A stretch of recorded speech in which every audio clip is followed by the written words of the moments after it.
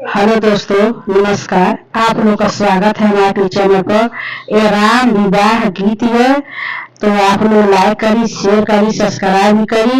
Comment box में बताइए आप लोग को ये राम विवाह गीत कैसा लगा। सपोर्ट करी, आगे उनको बढ़ाइए, अपना प्यार दुलार ऐसे बरसाते रहिए। राम कहेला विवाह हो, साजी बाराती लेके चल राजा दशरथ हो। राम कहेला विवाह हो, साजी बाराती लेके चल राजा दशरथ हो। बरहे बजना बाजेला हो, बरहे बजना बाजेला हो।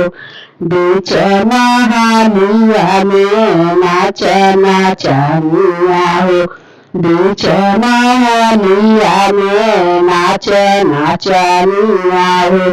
धनी रव दशरथ भाग तुहार हो, बीच महालिया में नाच नाचनिया हो।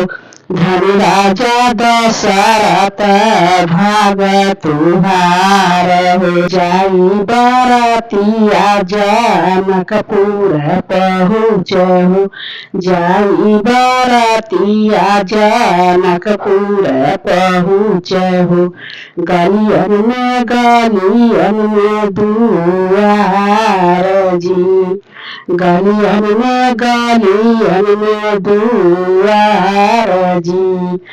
राम लक्ष्मण पूछल हो, राम लक्ष्मण पूछल हो। सीता हई के कदुलारी हो, सीता हई के कर दुलारी हो। आई बरातिया दुआर भीरी लागल, आई बरातिया दुआर भीरी लागल।